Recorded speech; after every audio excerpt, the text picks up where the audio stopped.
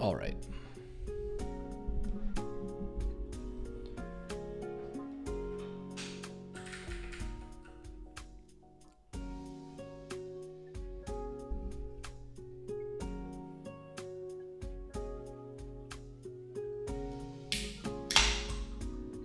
Hello, happy Friday.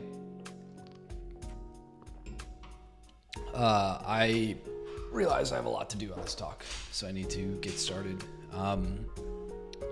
Where I last left this, we built this invoker service, and we built a fleet of these functions, many of these functions. And I want to collect this information. I also want to test out X-ray, which I know shows data about initialization that isn't necessarily reflective of the information logged into CloudWatch. And then I want to store some of this and get quantile metrics. I think would be ideal if we could. I don't know if that's possible given the scope of, I guess, or the time frame, because I would want to be able to do this over like weeks, and I don't know if I have weeks, but that's fine. Let's do this. Okay, so I went ahead and open source this. I think this is an old version though. Yeah, so we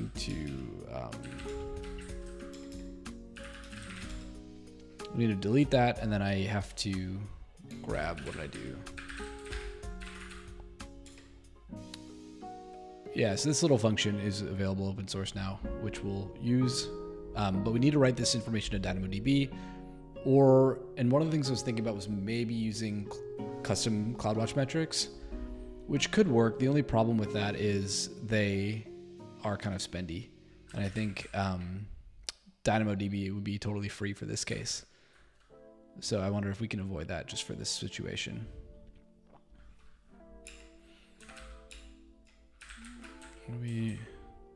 Oh.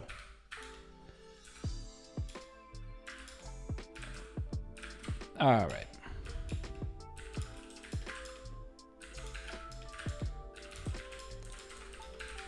I think I need to, reclone this.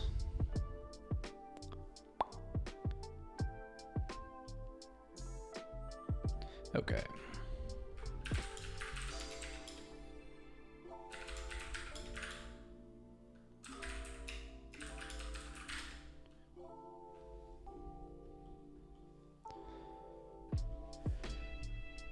Yeah, okay, so while we create this stack and recreate it from the open source repo, I can put it in a chat for people who are gonna watch the VOD or anyone who may be here.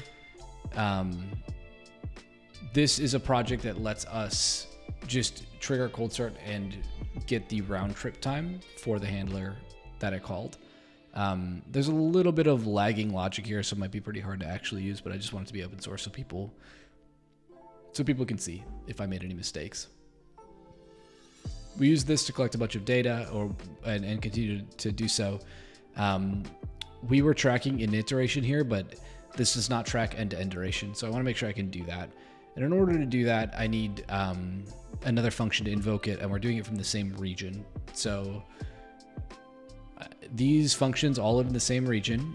When you deploy a Lambda function, you do not pick which availability zone it runs in, so you have to just take it on faith that Amazon will put it in the right spot for you, which I think is totally okay. The problem is, as a result, there will be times, presumably, where the speed of light means that a request is inside of the availability zone where the destination is, so it's just like faster, so there's less network overhead.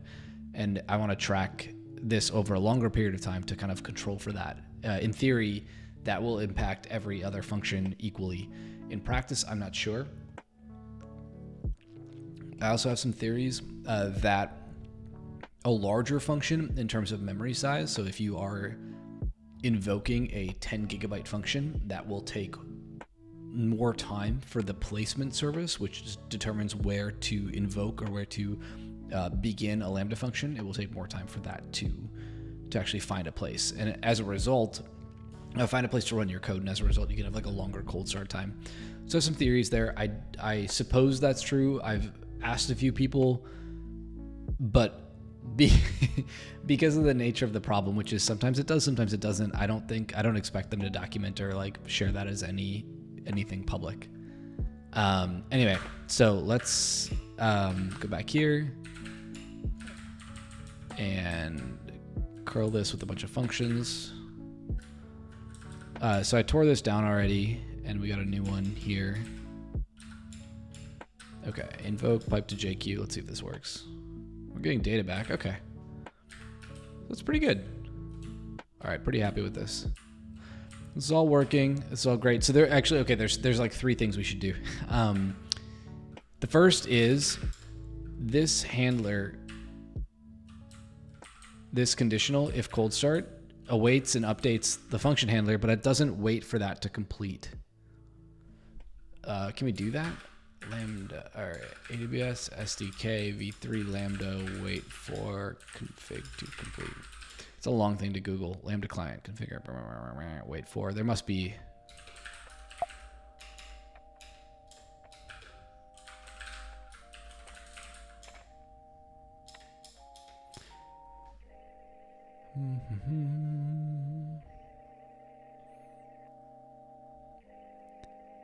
I said this earlier and I tweeted it, so I should share it, but the v3 SDK documentation for the AWS SDK has gotten very good. I'm quite pleased with this. Typically, for any large project, I'll use TypeScript for probably my most popular library under my own personal name. It's all TypeScript. Here's a library called Lambda Stream. This will help you if you are using response streaming. This will help you out. It adds types, and it also helps response streaming run locally and actually exist locally. So you can, if you're using this, if you want to use response streaming, this is a very easy way to plumb it into your existing Lambda function and into your existing workflows. It's all TypeScript, so that's more typical for large projects that I work on. However, for these like little one-offs, I do find it a lot faster to just hack together some JavaScript. Maybe that will change when Node gets built-in TypeScript support. It's not that I don't think TypeScript is easy, it's that trying to crank out a really quick script with TypeScript is tougher because you sort of have to fight the compiler in a way, and also when you have like stack trace issues, that can be a challenge. So what I end up doing is writing TypeScript and then debugging JavaScript and then backporting that fix to TypeScript, and that's frustrating for me. I don't think that's something I would recommend everyone does. I think JavaScript is probably, or TypeScript is probably the way to go, but for me, it's what I'm using. So there should be a way to wait for this to finish, and I want to see if it is. Is there a wait?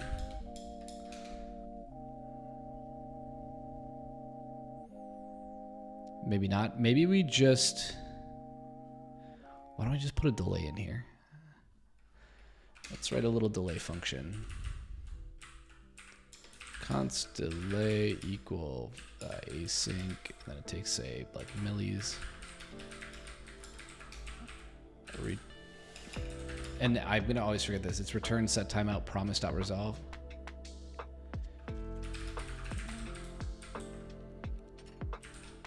It's like, I forget. I'm gonna look this up. I've got like a dozen of these.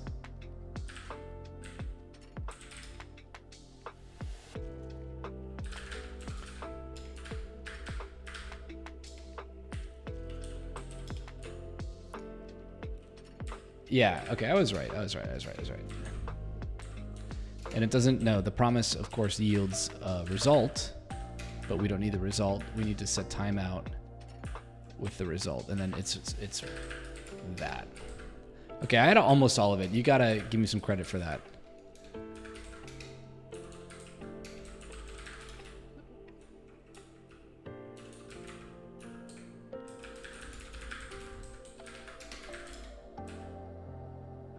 Maybe 200 milliseconds. I don't want to burn too much Lambda time, and this function's kind of a bigger one, so I don't want to spend too much money on it. So this invocation is a direct request response, which means we wait for that function to run and return a result. And just to make sure that all works, or not really, to make sure, but we need data out of these functions, and what they return is a timestamp. So in this bit of code, you are looking at the 0 megabyte handler timestamp, and what it returns is just the current date.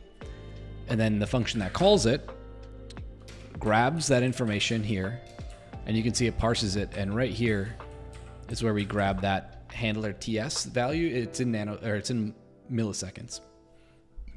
We grab that, and then we do some math.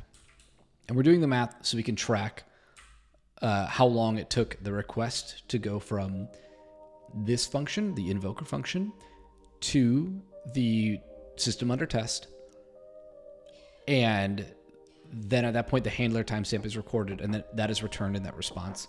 What we found is what we probably expected, which is that most of the time taken or needed to start a new Lambda function involves setting up TCP connections, network connections for those cross calls to take place. So the response is super, super quick, but the request is the longer part. So typically it's like, 300, 400 milliseconds until the handler starts running. And then it's 2 milliseconds after that we get the response, which is more or less what we expected. But I think that is a good thing to call out. We're logging the event body. Okay, so let's see if this works and it's consistent. We'll deploy it. And what we saw, and the reason what I'm trying to fix is there's like a time where I would tell the invoker service to create a cold start, and then I would actually see the responses come back, and they would all be 20 milliseconds or so, or some would be. And that gave us like dirty data. So before I can stick these timestamps into DynamoDB, I need some clean data. And then the plan is to stick all of these in as like individual run items, and then probably just do a Dynamo table scan. I know if Alex Debris sees this, he'll be upset, but probably do a scan and grab the run information. There's a few other ways we can do this. It may be that if I want to do 10,000 of these, it's cheaper to just do a CloudWatch metric and then track that, over a couple of days. That could be true as well. So let's see. Okay, that's good.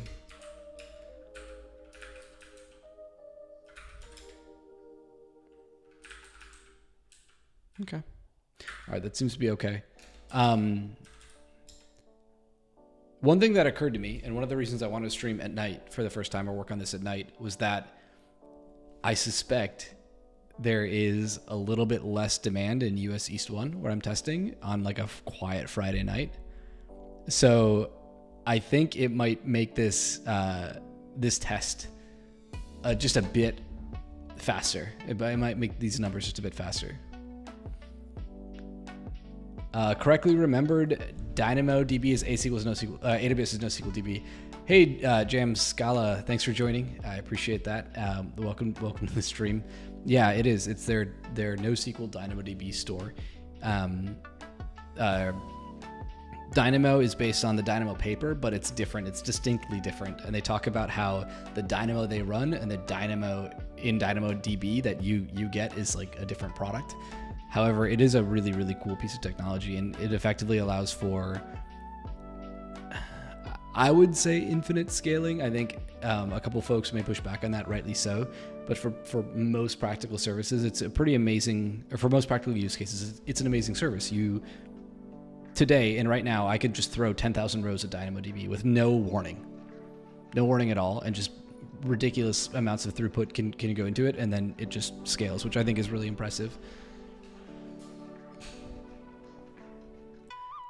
Oh, I saw, okay, I just got a notification on my phone that Alex Debris retweeted my post. I appreciate that. If you're a follower of Alex on Twitter, welcome to the channel. My name's AJ. I worked with Alex. He was my manager maybe 3 or 4 years ago. Oh, thanks for the follow. I appreciate that, Jam. Alex is great. I really like working with him, really like working for him. And it taught me a lot about Dynamo and a lot about serverless. So let's stick some data in here. I don't care about fidget NeoVim. Okay, so we have a Lambda client. We are gonna need a couple extra dependencies. The first we're gonna need is the DynamoDB client, and what else are we gonna need? we're going to need the insert item command. DynamoDB client. Where is the, is there a, I want the document client. Is there a way to do that?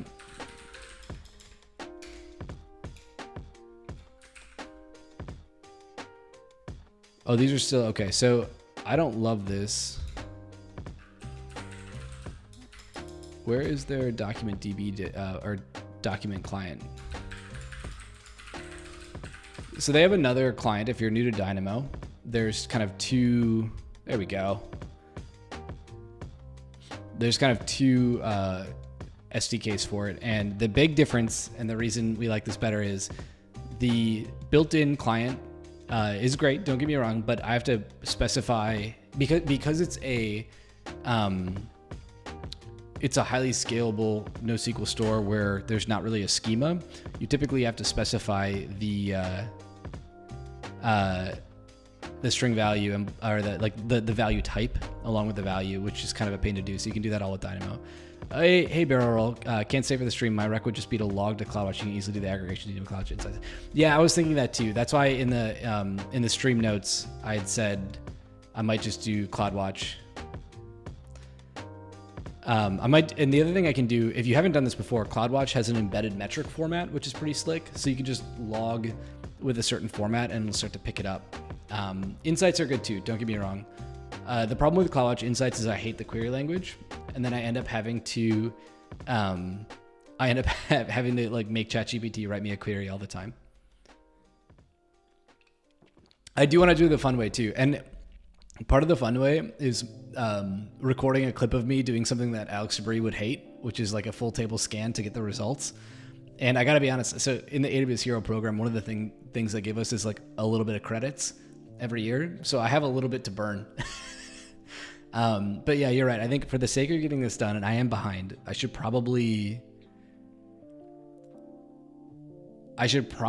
skip Dynamo and go to CloudWatch. Low, I can't tell if those are L's or I's. The CloudWatch query is awful. Yeah, it is rough. It's tough.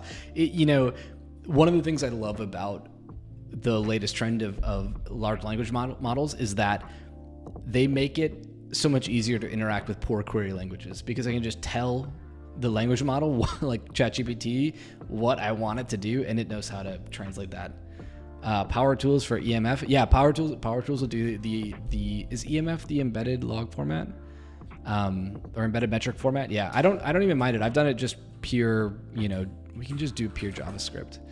Let's see. Okay, let's try and get EMF working. If we can get that working quickly and get the tags we need for it, then that'd be the way to go.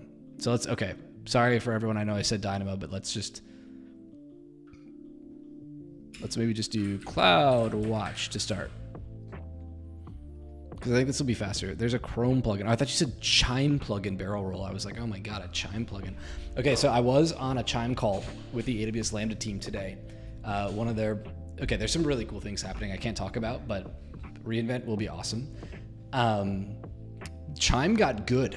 Like Chime, if you haven't been on a Chime call with an Amazon employee lately, like their version 5 or whatever is good. It feels like a real tool. And apparently, Slack huddles are like built on Chime's audio backplane. So if you're a Slack user and you make a huddle, you are using Chime under the hood, which I think is cool.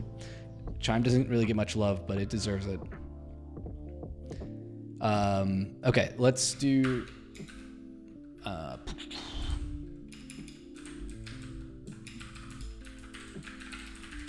Let's find out. Specification, embedded CloudWatch format. It's like E's and M's, right? Ooh.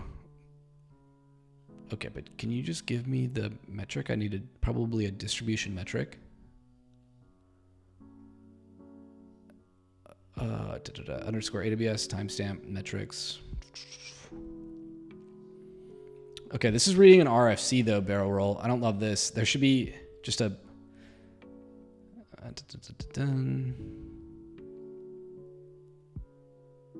the dimension schema. I don't really want a dimension schema.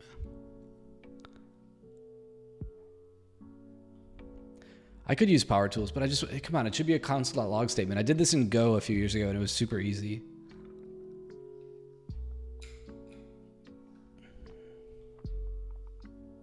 Oh, they have a, okay, they have a CLI, they have a dependency.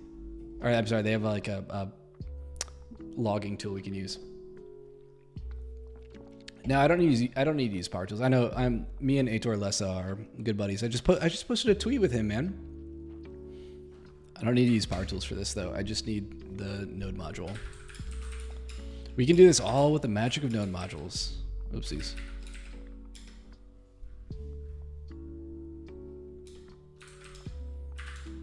All right. I need to create and flush. Oh, there's a logging agent. Why? It's just a log, just console log.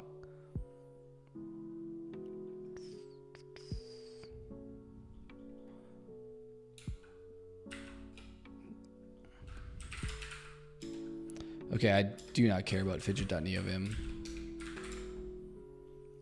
Metric scope. No, I don't need a closure for this. I just need a function. All right, let's see what this is.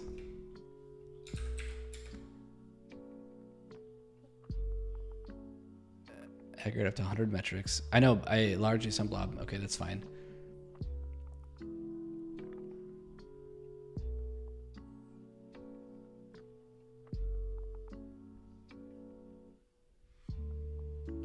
I mean, this is the API I want. I guess that's fair enough.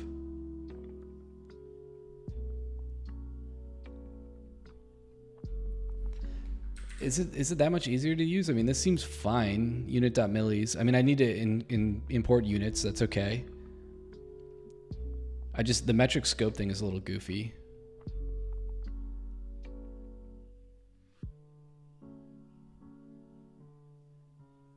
This is fine though. Come on, I create a metrics logger, set a dimension, put some metrics, flush.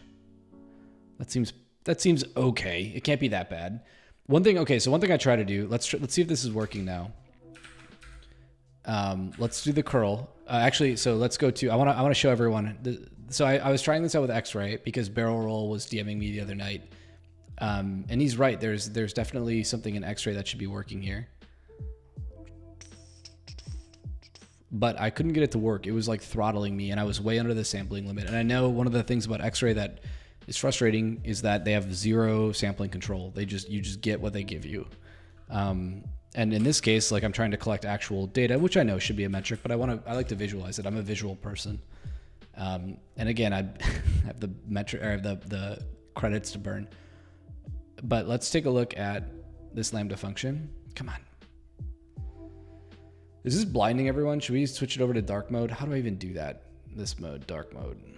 All right, sorry about that. I did my very first ever Twitch live stream was with AM on the AWS channel, and he was super nice to me. And I did this whole demo of this thing I worked on at Datadog. And the very first comment that he featured was, "Is there a dark mode?" And I just got yelled at. It really made me laugh, but come on. All right, and if you're just joining, I know I got a notification. There's a couple more folks in the chat. We've decided. I've been convinced by chat. I did the first mistake of being a streamer for the 2 weeks I've done this. I've been convinced by chat to just use embedded CloudWatch format instead of Dynamo for this, which is, truth be told, will be harder to build and ship, but easier to get data out of. So that's probably the way to go. But now I want to see. Okay, so active tracing is enabled. Everyone sees this, right?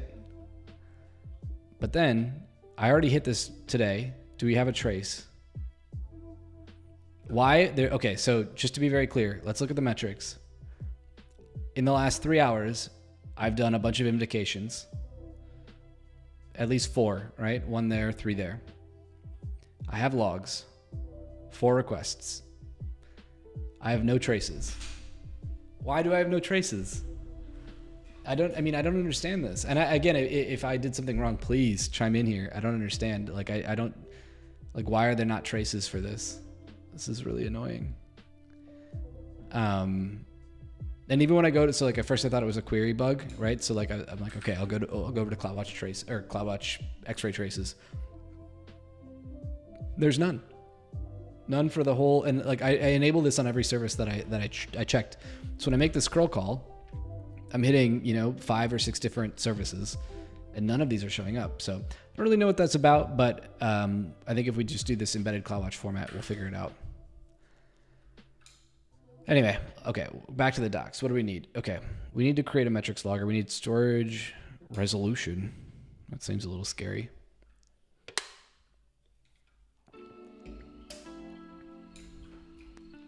I don't know the difference between low and high resolution. At this point, I'm too scared to ask.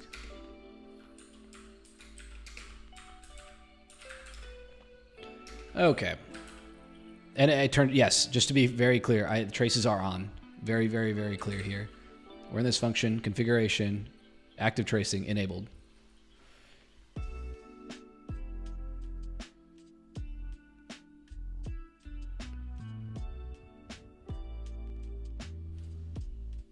So I'm not sure what's going on there, but that's okay. That's fine. We can do CloudWatch metrics instead, which I know is not as fun. I'm sure viewers are gonna leave once we're doing CloudWatch metrics. They wanted some Dynamo content. Okay, we need metrics. We need to put dimensions. We have the results. Do they not have tags here? They need to, they have tags, right? Or do I have to create a new metric for each? Oh yeah, no. The way they solve cardinality is by just making you do a new metric.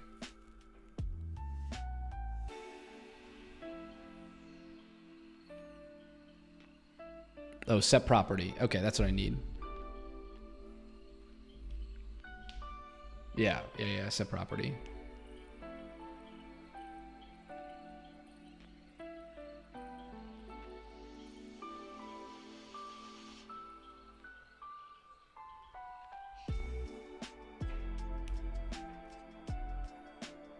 So I can just use set property and then like function name and then the name of the function. That should work. Okay, cool. We are ready to write some software.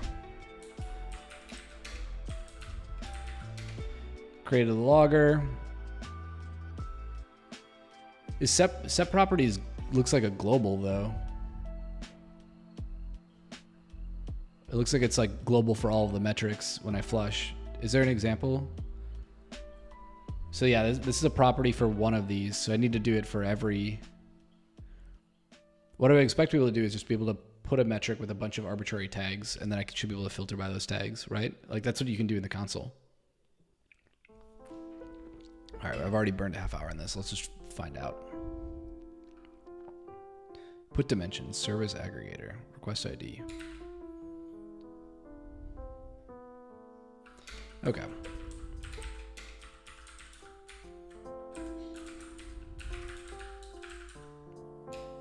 What should we call this? Like service round trip time, or what do we call it? Cold start benchmarker.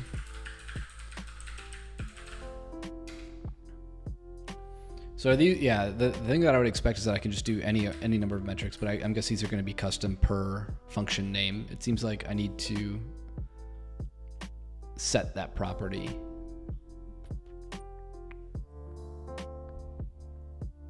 Yeah, because each call to put metric is going to be a different write for that item, which means I can do multiple serial, but not parallel. Is there a block for this? So each time I put a metric, I need to like do another block.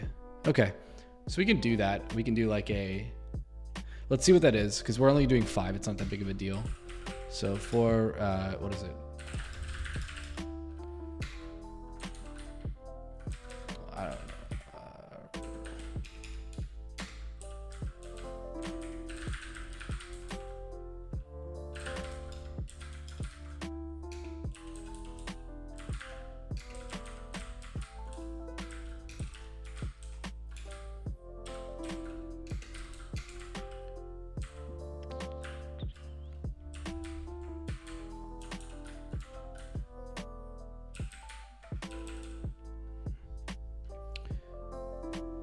Processing latency seems fine, and then we need res dot round trip invoke ms, and then we need metrics dot put and its dimensions. No, it's put properties, set properties. And what do you need? Property. It's two things, right? Key value. Yeah. Set property and then function name. And then the function name.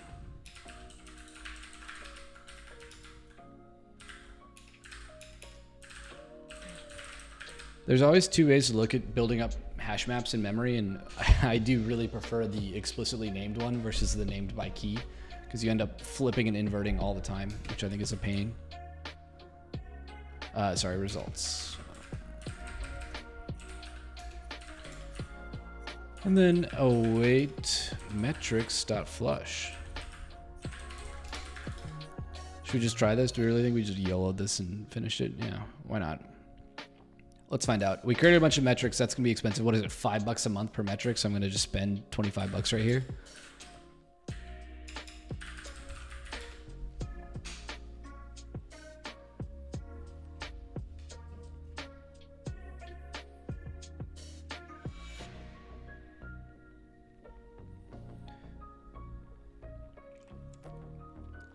I love how I got Elo to join the channel just to say the CloudWatch query language was awful. I'm sorry, we've all been traumatized by it.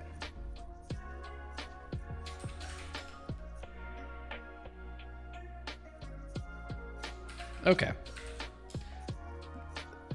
No syntax errors. Dang. Okay. All right. Let's see if there's data in CloudWatch.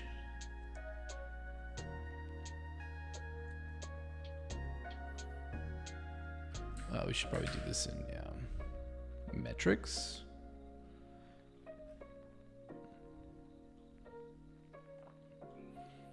Here we go. We got something. What do you mean it's empty?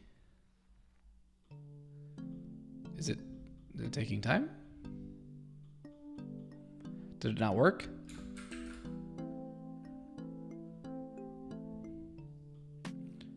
Oh, we got some data. Where's my point?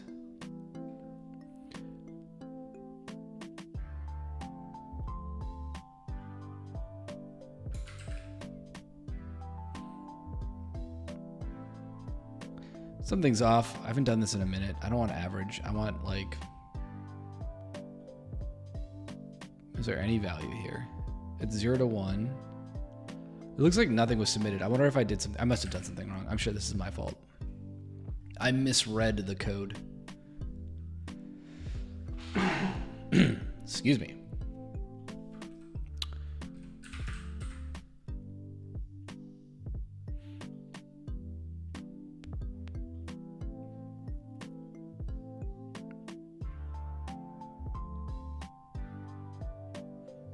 There we go.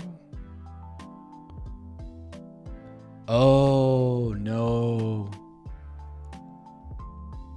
All right. Yeah, I did something totally wrong.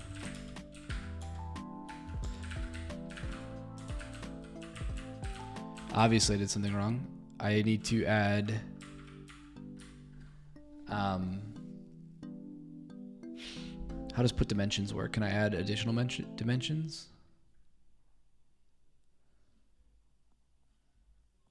So what I think I did wrong was I like globbed them all up into one dimension. Set the function name. Yeah, that's right. Okay, that's what I thought. And not set property, right? Set property would be like an abstract name for something like custom. If I had like some tag. Okay, that's what I was misunderstanding. Function name, what do I call it? Function, yeah.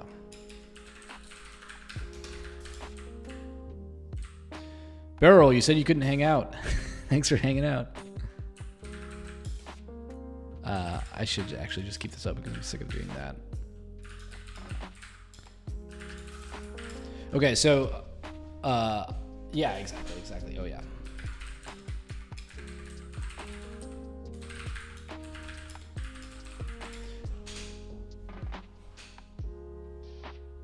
Sweet. Okay, this is working. This is going well.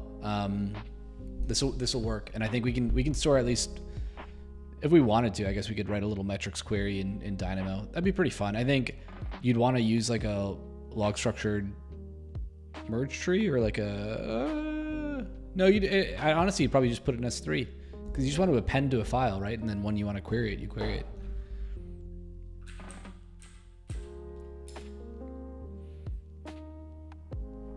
There we go. Okay, so this should change a lot once we...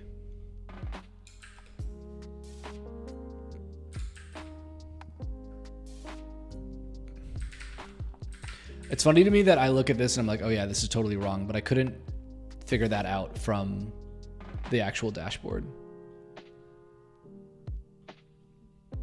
Nope, that's wrong too. Did I click the wrong? No, that's 806 and change. I don't think it's the wrong log group. No, it's 806.59, which means this is still wrong. Something's goofy here. Because it's saying dimensions, log group, service name, function name. But then I would expect to see the function name here.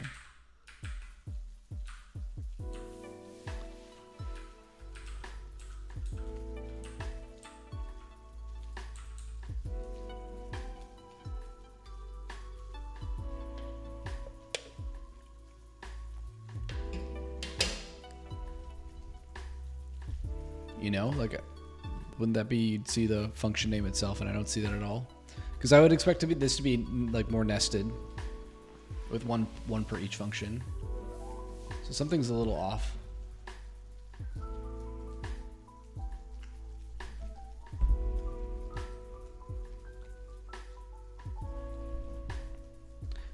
Timestamp's right though, everything else looks good.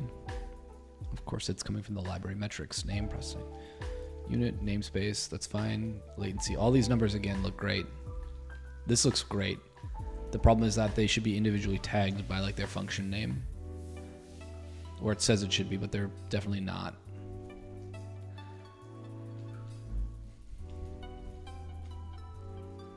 I misread something in the docs, that's what's going on.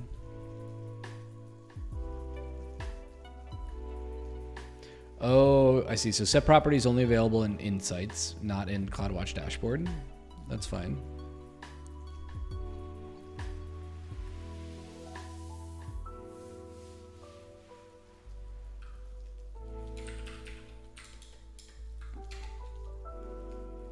Yeah, I expect every new dimension to be a different metric. That's kind of what we thought, right? Is that what's going on here? I'm just in the wrong... Like, is there 6 now or something?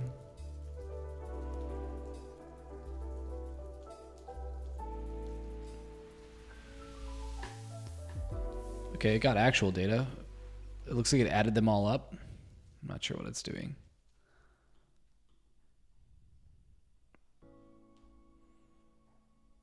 Because like, okay, so what I'm trying to do, and maybe we do this better by looking at some examples, is we don't look at embedded metrics, we just look at like Lambda metrics and say, okay, let's look at, you know, these are, I expect these to be dimensions, right? So I should be able to say, okay, you know, duration for this one, but also like the unloaded functions that I'm using. Yeah, I think you're right, barrel roll, but that's, maybe we just do that and like give it a different metric name. I mean, they're already, each dimension should be a different name, and I guess that's what I'm confused about, but at least that's what it seemed like it would be. There's not an add metric. No, there's just put metric. There's put dimensions, set dimensions. Maybe we want set dimension. Let's try set dimension. Because put maybe adds it to a list.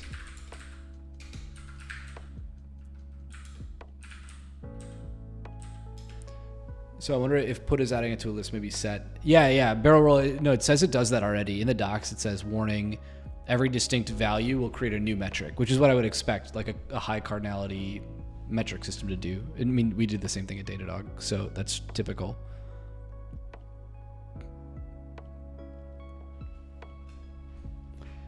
But it's a question of, is it not, when you do a put, is it like put them all into one, is I think what may be happening, right?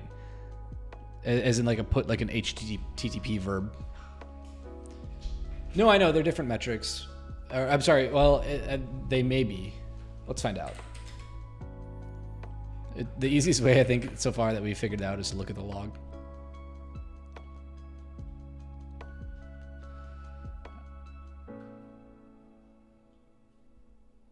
No, that still looks pretty rough.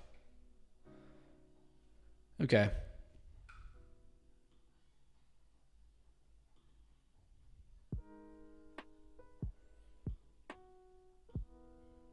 No, I don't want to graph every metric.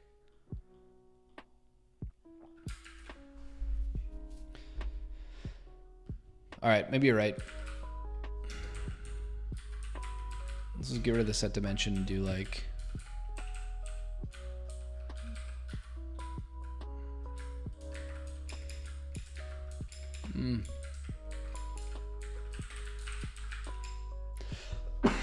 Excuse me.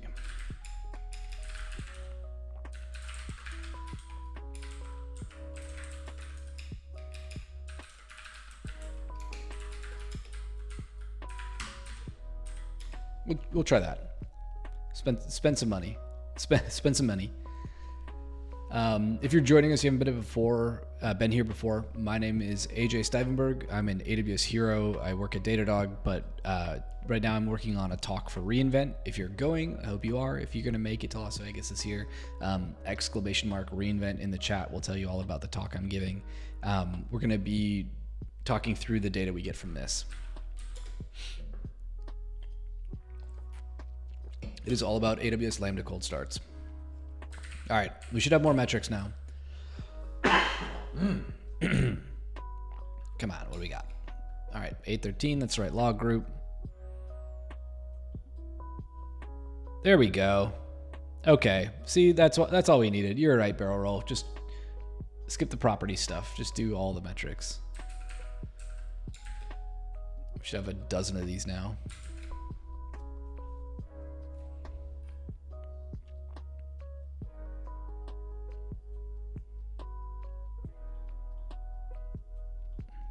Here we go. Of course, I have way too many dimensions from what I want.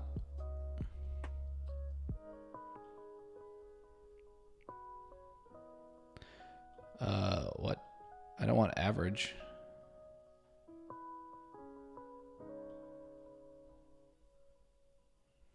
These are milliseconds. Why aren't they? Why do they show no units?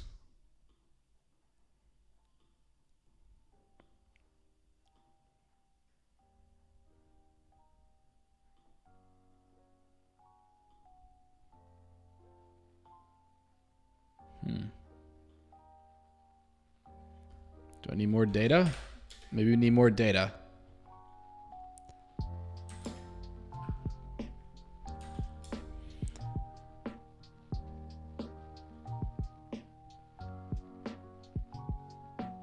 Oh, is this something? Did I get it right here? Metric name, processing latency. That looks good, but I need the 6. Should be all of these, yeah. This looks good. I don't know why it has a log group. It shouldn't care.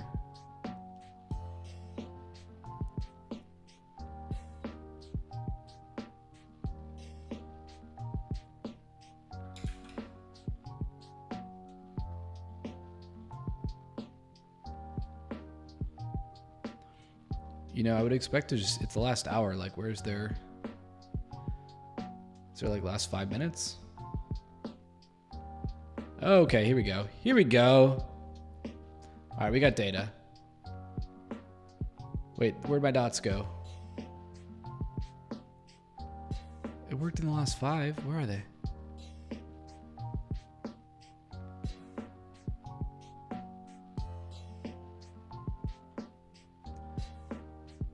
Last 1 minute? I don't know why this UI is so...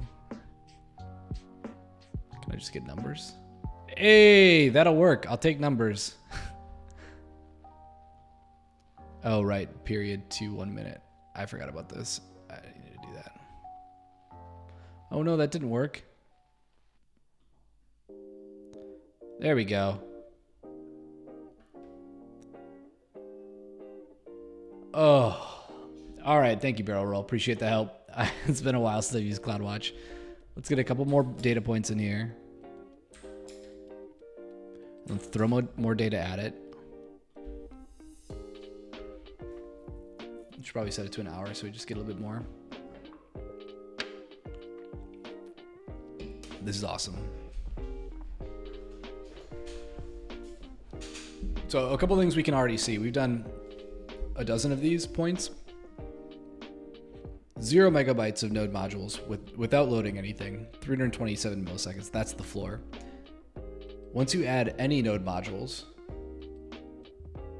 it seems to be more or less the same as adding the maximum number, right? So 50 to 250, not a huge difference. 6 milliseconds.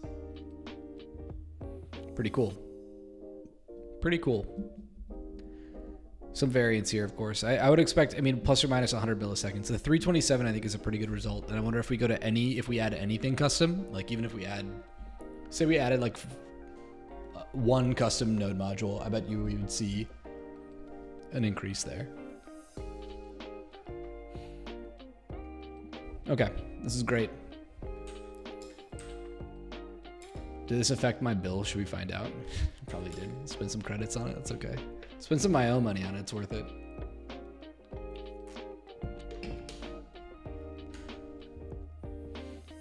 This is great. This is awesome. Okay, glad we got this working. There's one more thing to do, I think, and that is to hit all the other functions, but I have to redeploy them.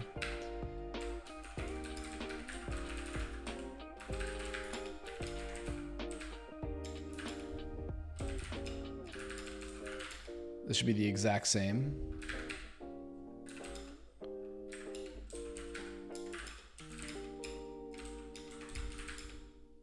Okay, this is good. What did I add in the package.json file? Oh, date functions, moment, and math. Okay, perfect. Okay, so we've got a bunch of node modules here. Yeah, hey, thanks for dropping by, man. We need to make sure they're imported. They are. Okay. Oh, shoot. Okay, duh, that's what I forgot to do. And they need to return a timestamp. So it needs to return handler TS, and it needs to be date.now.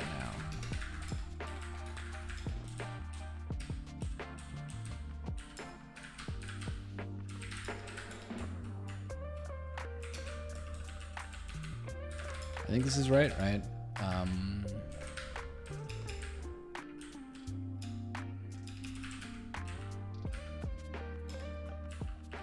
Should be handler TS. I don't care.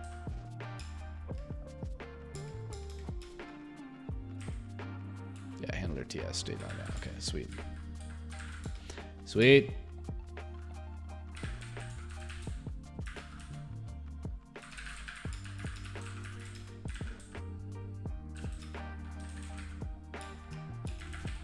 So we're just going to go through every single one of these and just start updating the handlers and making sure they return the right information.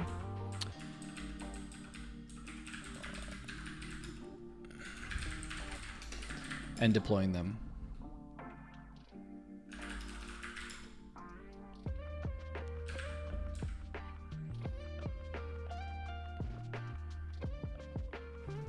And once that's done, we can run this against a whole broader group of Lambda functions, and we can really get a good idea of what this is doing. Let's see if this got better.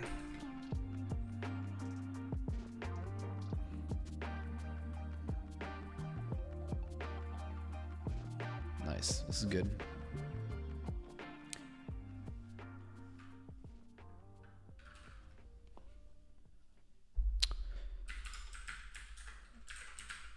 Okay, almost done.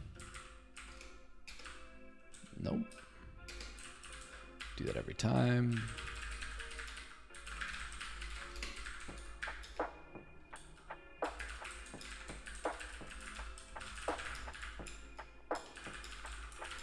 I think if I parallelize this, this should be okay.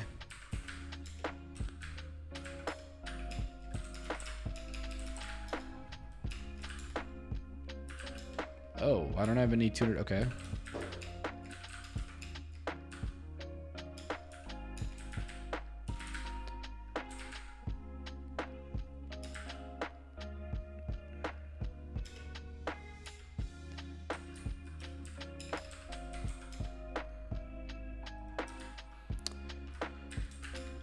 It's funny because the 3 people that have watched this stream have seen me screw that up 1,000 times. Okay. So we're copying all these node modules over. I want to make sure they're all being imported. 181 is fine. There's 2 things, right? We have to make sure we import them.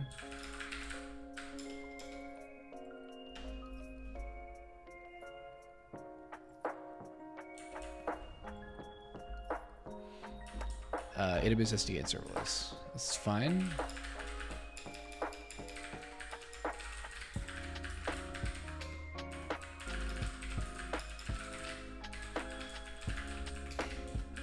This is all going to be for one slide at a reInvent talk. Everything I've done for the last 2 weeks. I guess this is just how it goes, right?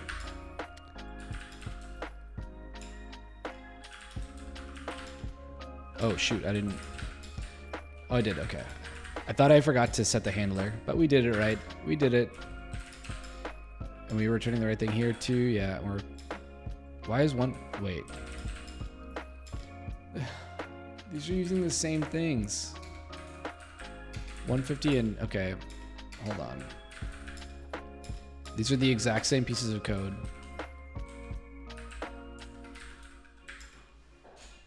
Dang it, what did I do wrong? Okay, so 181 is close to 150. It's also close to 200. So what do we do for non-loaded 150 megabyte node modules? Okay, so let's rm rf dot.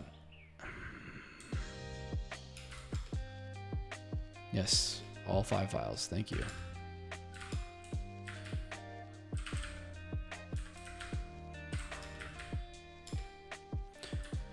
For the 3rd time on the stream, I forgot the recursive flag. This is better. Everything's okay. Handler TS, nvim serverless. I just realized I was doing this wrong too, so this all has to change. Wow, I really scuffed this. Okay, so I just I deployed over a bunch of my things. That's painful. What do we call I think they're called service dash, because I didn't add the name. Yeah. Okay. So that was a painful mistake. I just realized that in my haste to copy all these over and quickly rerun my query because I wanted a result, I just redeployed over a bunch of stuff. Okay, that's all right. We can recover.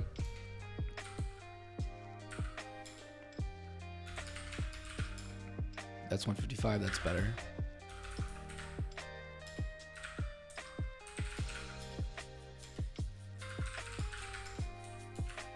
It's not unloaded, it's just 200.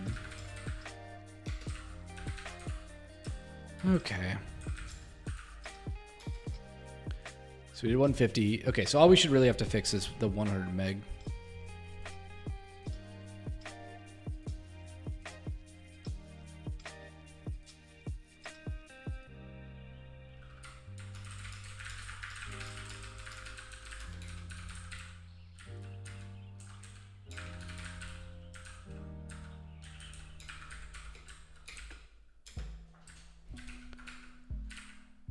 All right. What do you mean it's not valid? Fine.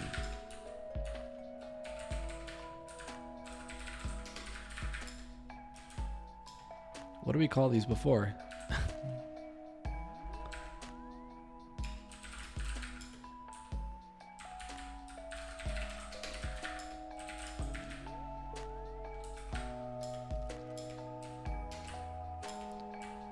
Oh, it is called service. Okay, that's fine. Service is good. MM dot. Server. Okay, so we did this. We did okay. We just had to redeploy 2 of these that we scuffed, the 200 and 150. That's not too bad. Could have been a lot worse. Could have been a lot worse.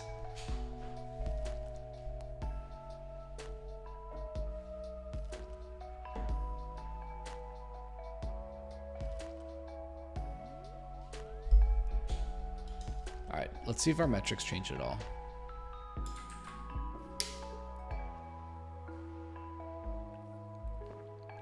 little bit of change, not too much.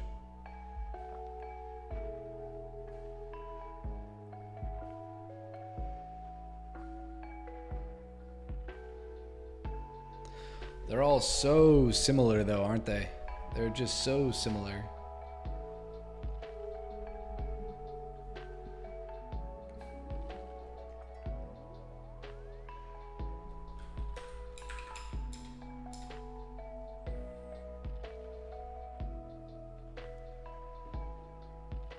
Nope, deploys are done. Just wait, we know this is still working, yeah? Okay, that looks okay. Oh, sorry, it popped up on the other window, other terminal. Okay. 250 MB node. What do we got? Oh yeah, 231. It's got it all right there. We just need handler TS data now. Okay. All we need now is to test all of these. I know that the timeout is too long. I just need to test every single one of these little functions and collect that metric data. Collect that juicy, juicy metric data.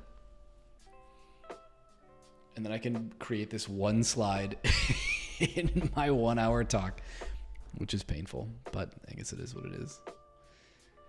So if you're just joining, we've added, instead of Dynamo, which we thought about doing, or I thought really hard about doing, added a bunch of embedded CloudWatch metrics, which make it just easier on the query side. Because it's one thing, like it would be easy to write this blob of structured JSON to Dynamo and query it pretty quickly. But once I query it, I would have to calculate all of the quantile metrics. So when I say quantile, I mean like the median or P50, and then also P90 and P99, right? What's the worst? What's the best? Give me the kind of error bars, which is fine. That's totally doable, but this is all ready to go for me, so it's easy enough to just do. Okay, so I think we're ready to query all these. We just need to add a bunch more of these. So we've got the 250 megabyte hello, and then we need to add all of the loaded functions. So the difference between loaded and unloaded is that whether or not they're loading all of their dependencies.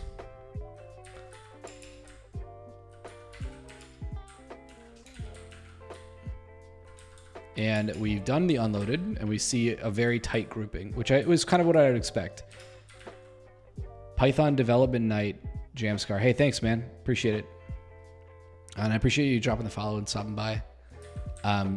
All JavaScript tonight. However, I did this already with Python as well, which is very, very similar. In fact, if you're still here, the information for Python and Node is so similar.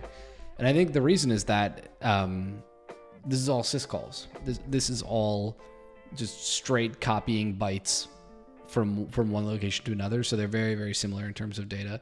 I probably could have just picked better checkpoints here, but it's still, if you do the best fit line, what it basically tells you is for every 10 megabytes of dependencies you add, you're going to see about 100 milliseconds of cold start time in your Lambda function. So let's see how that holds and how it compares. Service 100, service 150.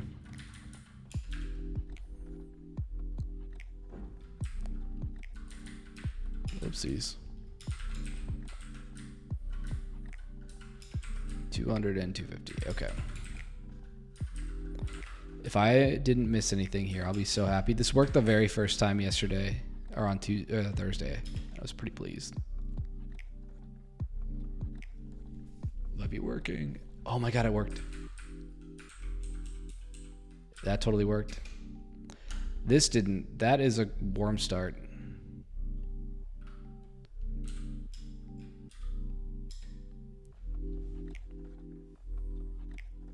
Let's see if we had. Okay, that looks better. All right.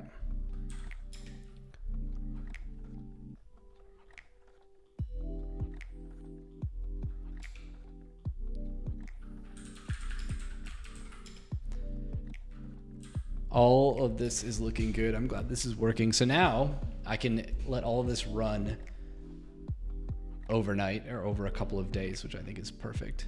That would be sweet. And by doing that, I can feel really good about the data we'll be showing.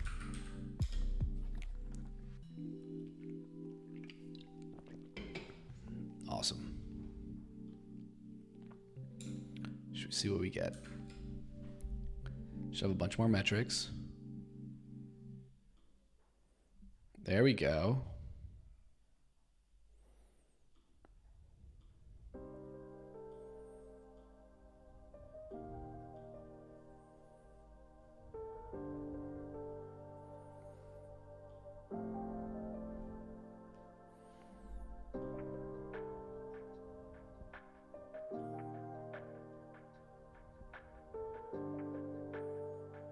Oh, it's not showing any value. Oh no, why isn't it showing any data? But there's data here. Service 150, they're all right here.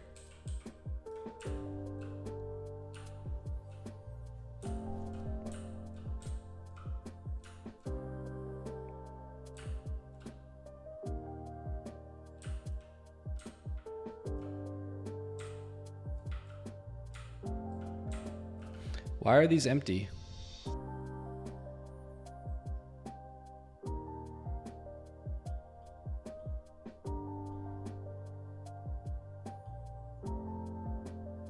Oh no, it's not empty yet. Okay.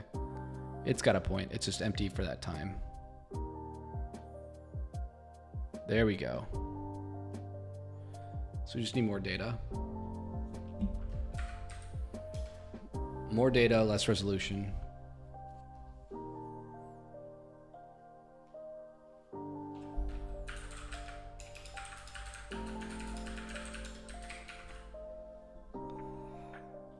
More data.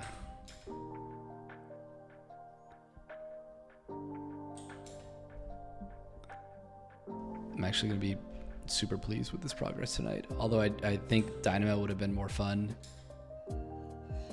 Since I am going to be talking about this in front of a number of people, I think CloudWatch metrics or like a Datadog metric or something would be better. Just a little bit more, you know, I don't have to worry about checking the math there. All right, so very clearly, we can see this right away. We don't even need a line graph. We can just look at a number. Can I rearrange these? Unloaded, unloaded, unloaded. Yeah. Okay, so these are the unloadeds. These are the loaded.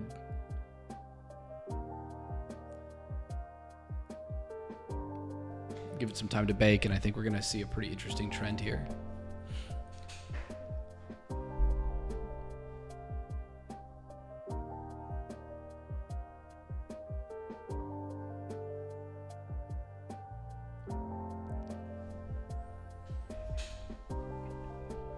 This is great. So I think maybe let me talk through a little bit of this data and then probably wrap it up. We can pretty clearly see that there's a huge amount of variance, of course, like the 250 megabyte function of dependencies takes about 570 milliseconds to load. The 0 MB, which is equivalent, right? The two 0 MBs should be roughly the same. They're not exactly. There's about 100 milliseconds or maybe 80 milliseconds of leeway between the two, which is fine. There's just going to be some network overhead and some other gaps, but you can kind of just see a trend, right? Like all of the bytes we're loading as we start to talk about like the 200 megabyte or the 250 megabyte, like 3.12 seconds. That's far and away. Like with the current P9, and this is P99, by the way. So like the worst case 250 megabyte in the last hour was 577 milliseconds. And the worst case when you load every byte is 3.12 seconds. So what is that, like what, 6x, you know, more? Which is just a really good result. It shows me that, yes, there's definitely a difference between the 270 milliseconds to load and invoke a function with no dependencies compared to one of the maximum of a zip file, which is 577 milliseconds in this case. But even much greater, far and away, the more impactful value is the code you load. So if you're looking for a key takeaway here, I think that's it. The code you load matters more than the code you store. But you should also delete code you store if you don't need any at all. Like if you're not going to import it, if it's just like a lagging dependency you forgot about, then it's just better to drop it. Like there's no reason to have it. And I think that's kind of the key takeaway. I'm going to keep running this, and I think I'll probably run it every couple hours or every hour. And I think what gets really interesting is when we're going to start to see other time zones kick in, right? If you think like a time zone, we're in the US East 1 right now, 8:37 p.m., probably one of the slower times for customers in that time zone. But I think that overall, there's probably, if we track this over the course of a couple of weeks or a couple of months, we might see more interesting patterns, because it takes them time to place your Lambda function in a slot. It takes time for that to happen. If you're just joining, I think a couple more people filtered in. Go ahead and hit that follow button. That really helps me out. I appreciate that. If you haven't been here before, I'm AJ. I work on serverless stuff at Datadog. I'm also an AWS hero, and predominantly I work on serverless performance. And this is one of the things that I'm giving a talk about at AWS reInvent. If you're coming to reInvent, !reInvent in the chat. You can find out everything you need about my talk. Come check it out. It will be fun. We're going to present some of this data, although like I was lamenting during this section, this is only going to be 1 or 2 slides in my talk, which is so much work for 1 or 2 slides, but it's good. It's worthwhile. I'm just enjoying my beverage and these results, which I'm quite pleased with. I love the way these stack up too, right? Like unloaded 50 megabytes, P99 of 406, loaded 50 megabytes, P99 of 702. So there's a little bit more there, but not too much. Should we look at average, or is there, get out of here. Give me P50 or P90 or, sorry.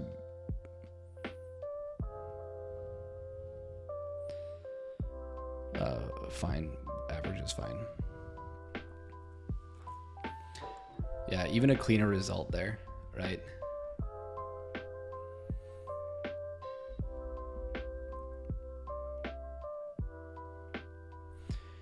Okay, what is happening here though? 1.69 seconds for a 200 megabyte function. This one really, let me make sure I got that right.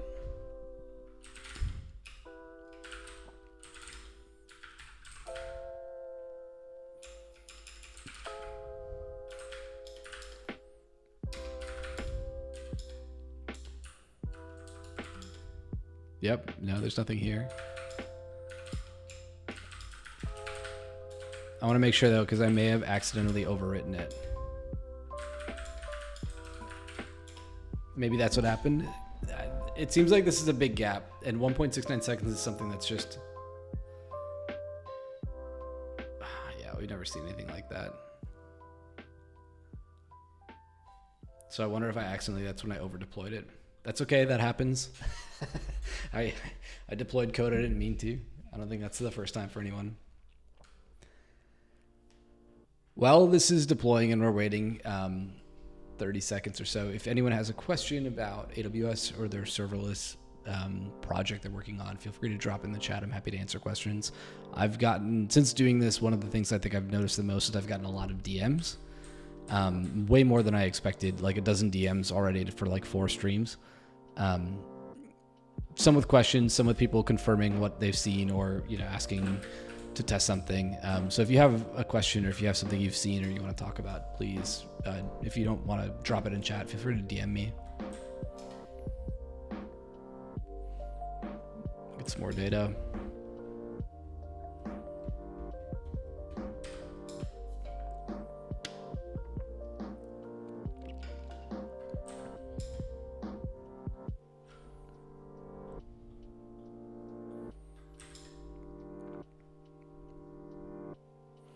I wonder if we're going to see that unloaded 200 megabyte even out, because I think I accidentally over deployed over it. Yeah, so it's 351 now. So please ignore this. That's I accidentally deployed the 200 megabyte function, which does include code over top of that. So I apologize. This is great. I'm so pleased with this result. Well, the beer's almost done. The results are almost in. Hey, Naxo, thanks for joining.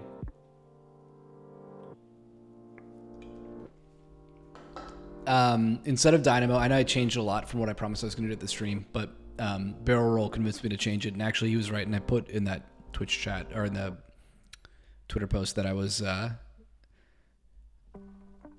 sure what I was going to do. Oh, no worries. No, it's a Twitch stream, man. No problem. I want to throw away that like ridiculous outlier here. So what's it in the last like 3 minutes? I'll catch you up. So if you're just joining, we have a suite of tests, and they come in two flavors, and they vary in terms of payload size. So in some cases, the zip functions, or in both cases, they range from 0 to 250 megabytes. And in the unloaded suite on the top row, they are Lambda functions that are not including any dependencies. So they happen to be in the zip file, but you don't actually import them or require them.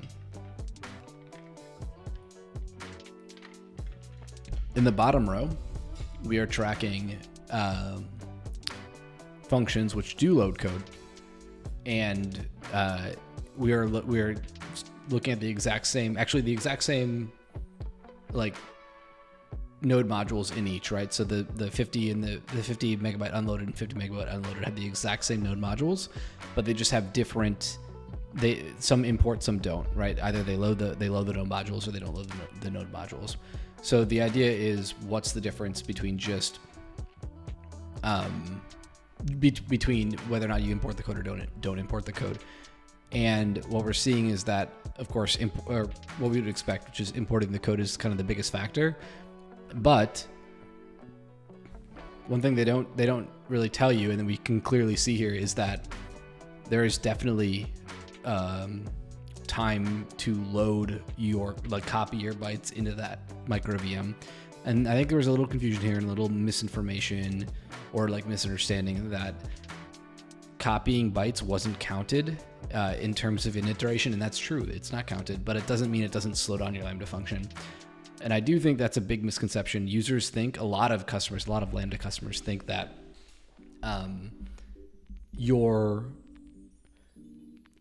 everything that, like, the only two components of your Lambda function's response time are init duration plus duration. I've seen that everywhere. I've seen so many CloudWatch dashboards and so many customers say, oh, my response time for this function was X number of milliseconds or X seconds because I summed up the cold start time plus the duration, and that's it. And that's not true. In this example, we've kind of shown that init duration is not taking into account the time to copy the bytes into the Lambda sandbox. And when we look at X-Ray, when it was working, I don't know why it's not working. Maybe they have an incident right now, but it showed that as well.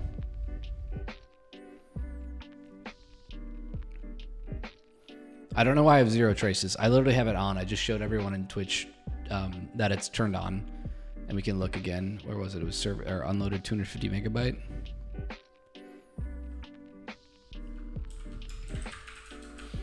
So regardless, I have screenshots of this we can probably show, but it's not working right now. I don't know why. It's enabled. We're not using API gateway at all, like just Lambda, so this should come through. It's not. But here's the data so far, and you can just very clearly see that the 0 megabyte function that's unloaded, where is it? Right here, 302 milliseconds, is 200 milliseconds faster than the 508, and that's average, right? Like, let's look at P99. Like, let's look at the outliers. And I think this gets more interesting.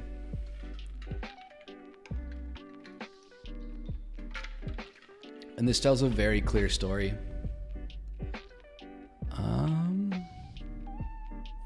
Oh, you know what we should do? Let's move things around so it's a little bit more clear.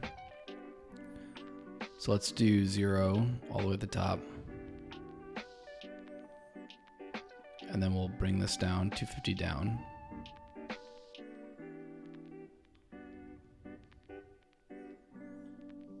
Okay, so now we have 0, 50, 100, 150, 200, 250, perfect. And then 0, 50, and then we need to bring down the 250.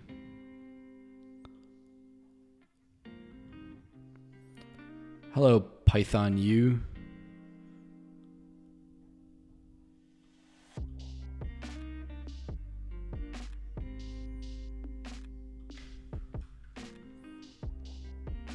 What do we have here? Okay.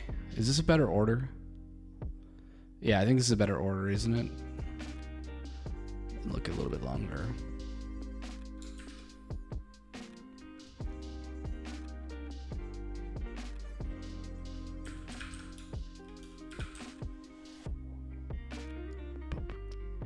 Okay, let's take a look at this.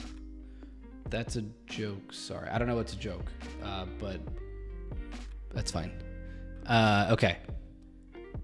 324, 452, 46, 50. Okay, this is great. So you can clearly see that there's a huge difference between an empty function with no code and a Lambda function with 250 megabytes of code, even if we don't load any of it, which is what we want to demonstrate. But you can see so much more clearly that the code that you do load has a much larger impact on the performance of your Lambda function in terms of cold start or round trip time. So these are all cold starts. Every single one of these is a cold start. And because of that, we can very clearly tell that this, like, the code you ship and the code you load both matter. However, I think the best thing to do is to minimize the code that you have to load. And if that means lazy loading, that's great. If it means, you know, deleting a bunch of code, that's even better.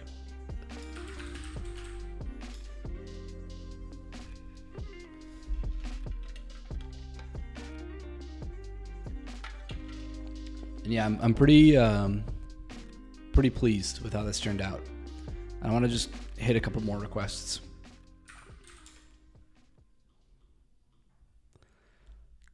Get a couple more data points. This is just great. I mean, that is awesome.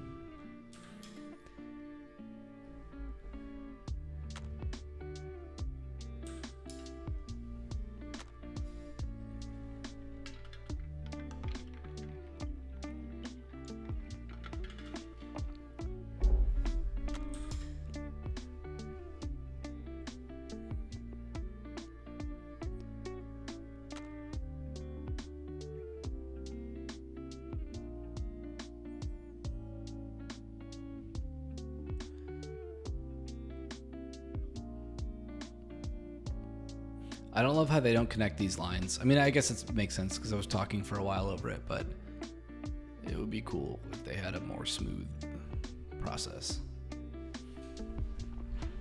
I'm stoked. I'm really happy with this.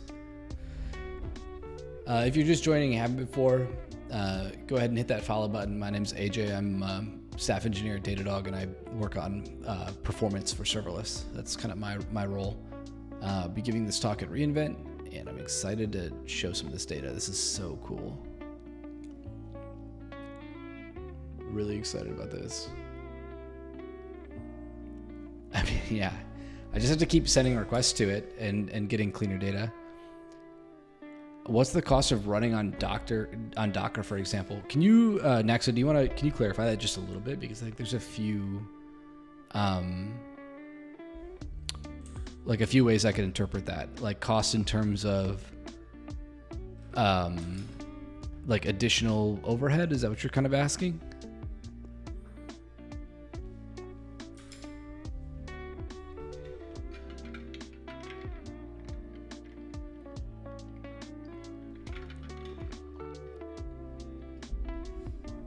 Yeah, additional overhead. Good question. Less than you'd think. The one kicker is if you're running Docker with a custom runtime. So you can still run a Docker image and then use like the base runtimes like a Node or a, Python, I believe. I'm pretty sure you can. And the difference is that you just get billed for initialization with a custom runtime. That's the real kind of kicker. With a managed runtime like Node or Python or whatever, you don't get billed. So if you're bringing like Bun, for example, if you're going to run Bun in a Docker container, that's going to be more. For overhead terms, it's more complicated than that. One of the things we found that was really interesting is that the iteration is all over the place, but after the first couple of cold starts, it gets a lot more consistent. And I think that for the most part, like we did this for Bun, where you can see with just Bun the runtime, depending on, I think, what node you hit, right? So like each server for Lambda, serverless has servers. So for each server you hit for Lambda, if you have a warm cache in that server, you're gonna have much better performance, and as a result, a faster initialization, which means a lower bill. So it's kind of both ways, right? You get a lower bill, you get a better, like a better performance and better price. So, but we had it down to the 120, 136, 134. I mean, over 5 runs, we had a very good performance. We had one cold start outlier, and these are all cold starts. These are all, initializations. These aren't accounting for loading the bytes into the sandbox, but I think once we do an end-to-end test, it'll actually be a lot better. I mean, we can add bun. I think, shoot, don't we have a bun function? I ask because I've seen Laravel servers running on Vapor, which use Lambda behind the scenes, and I wonder how heavy that could get. Hey, Jay the developer joins. Welcome. I'm glad a Friday night stream actually worked out for you. I wasn't going to stream, but my wife isn't feeling well, and trying to get her to rest up, so I had some time, and I'm really behind on this talk. Naxo, yeah, I don't know. Okay, so my PHP experience is limited, although I'm a really big fan of Matthew Napoli, who is the creator of Bref. If you're running PHP on Lambda, or you want to run PHP in Lambda, check out Bref. Saturday morning here. Yeah, that's right. Early morning over in, where are you, Australia, East Coast? Or I'm sorry, Australia or Europe? I forget. Awesome. Well, thanks for stopping by either way. We got some really cool results. I want to run them back over for you, but real quick, Naxo, the answer is I have no idea. I have no idea what the dependency pattern looks like for Laravel. I would say that there are a number of different nuances you could see. I have tried Bref a fair number of times, and it's 324 milliseconds, but their runtime is implemented as a Lambda layer, which is a zip file, so it's not cached. We talked about this, I think, every day I've streamed, and we might as well talk about it now. Lambda has this awesome paper. Yeah, Bref PHP. I have extra H's. Definitely check. It's bref.sh. I'll drop it in chat. For sure, check this out. The author of this project and the whole team behind it, they're incredible. They do really good work. And this is the single fastest way to run PHP on Lambda. I think, and I also think Laravel is great. Don't get me wrong. If you want to run, on top of Vapor, that's totally fine. But if you want to be in the PHP or in the Lambda ecosystem, Bref is awesome. Jay, I have not seen this project. What is this? Why is this the first time I was seeing this, man? PHP Lambda. Sweet. Oh, you're using Composer. Okay, yeah, of course. That's a package manager for PHP. This is cool. I don't know. Why does it have 0 stars? That's totally rude, man. Now it has 2 stars. I mean, if you talk to Aaron Francis, PHP is super slept on. I haven't written PHP in a really long time. I think it's cool though, and I do think it runs 85 or 95% of the internet thanks to WordPress and a bunch of other plugins. So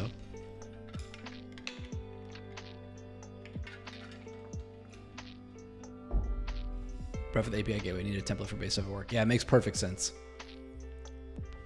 Oh yeah, it is. Yeah, it's all. Yeah, you definitely check out Bref, Naxo. If you're a PHP developer, there's ways to run this on Lambda, and Bref is something you should absolutely use.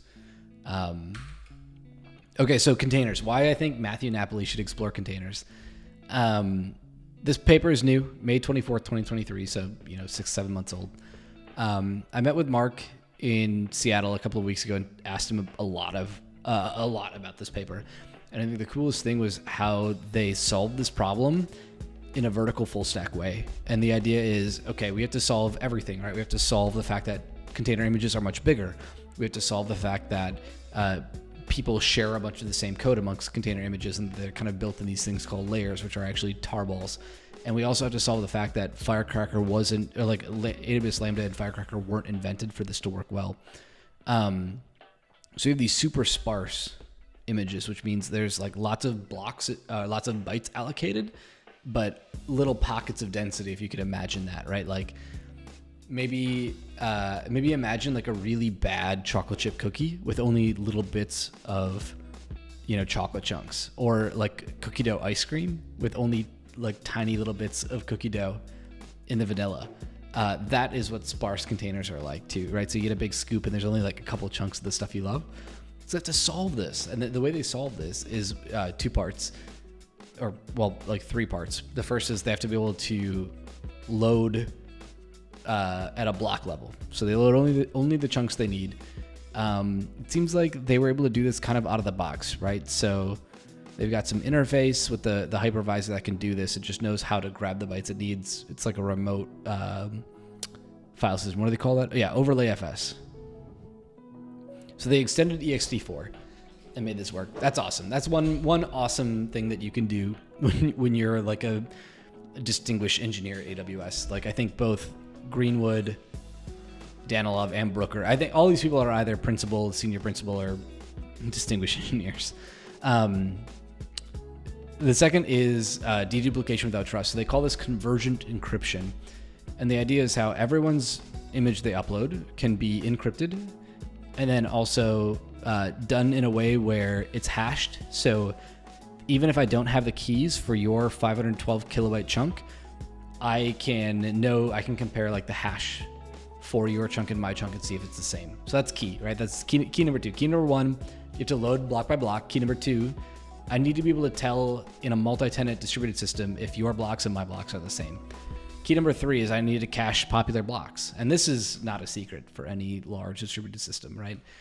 And the way they did this was a multi-tier cache. So they have a cache on each worker node, which is the fastest, that's the L1 or tier 1 cache. If the chunks for your container aren't on that worker, they'll be hopefully in the AZ level cache. So that's the same physical building, right? The same data center, maybe in the same rack, right? Maybe just down a couple racks over, but at least not like miles away, right? The distance is measured in feet or meters, not in miles.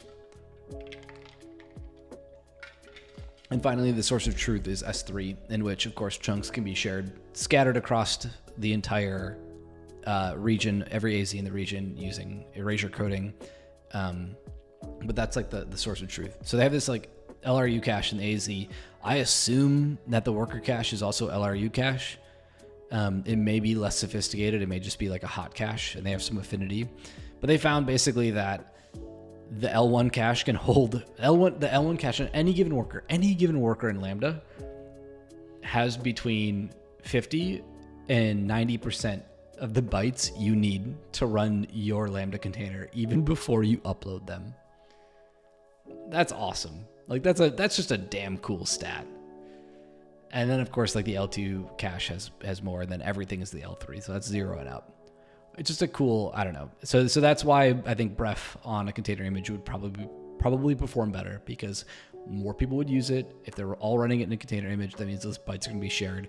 It does seem counterintuitive, but those caching strategies don't exist on zip files yet. Yeah, Jay, that's what I'm saying. This is insane. I didn't know you were in New Zealand. Anyway, yeah, it's crazy. So hold on, I want to find this quote. 80%, where is it? Okay, this is all I want. Everyone, whatever, the 3 people that are here right now, take this away. Approximately 80% of newly uploaded Lambda functions result in 0 unique chunks and are just re-uploads of images that have already been uploaded in the past. That's insane. I don't know. How do you not look at that and see that's insane? You can upload, you can do whatever you want in Lambda. You can do anything in a Docker container, in a Docker file. Upload it to Lambda. 80% of what you just did, they have already seen. Now, I personally think we should take that as a challenge. After reInvent, we should try and create a 0% cached image. We'd have to write our own kernel. We'd have to write our own Linux distribution. We have to write everything. Or just use like a dumb, rare one that you would never use. But you could do it. Like, and I guess this is cool, right? Like, this we should take to heart as software developers. Like, so much of what we're doing is the same, and we should relish that in terms of shared performance in like this multi-tenant SaaS app. And that's what's cool. And that's what's great about Lambda. This is one of the coolest things I think about Lambda all the time. Like, this is just a great fact. So yeah, 80% of the code you upload to Lambda in only Docker containers, or OCI containers, are the 80% have already been seen. They already have those bytes. They've got them before. Primarily the drive of automated testing and deployment. I do think, I mean, of course, like, yeah, that makes perfect sense. You know, container images are really big. This density chart, if you've ever graphed the cache density, this is a crazy graph. This is just a crazy curve. The fact that the percentage of unique chunks just approaches 0 at a very, very low density of like what percentage of bytes you have to store is wild. You know, they're like, okay, we can store right here. Like, yeah, what is it? 20% or 80% of every byte is already seen. It's just nuts. What else? It's a good paper. Read the paper, check it out. I should probably understand more about what they're doing for cache eviction. And I also wonder, okay, this is something I did think about, that it's a write-through cache. They say it's somewhere here. It's a write-through cache, and I wonder if it is, if you upload new code, if that's like a much slower cold start time the very first time you do it, because it's like totally brand new.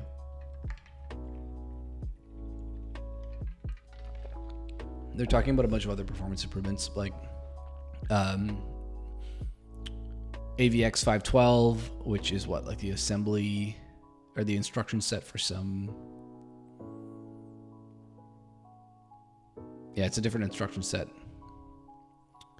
Nearly 5x faster. These are the types of things I really like. Oh, right, we have to follow up on this. What do we get for the last hour? This is a great result. I'm really pleased with this. Let's give it more data too.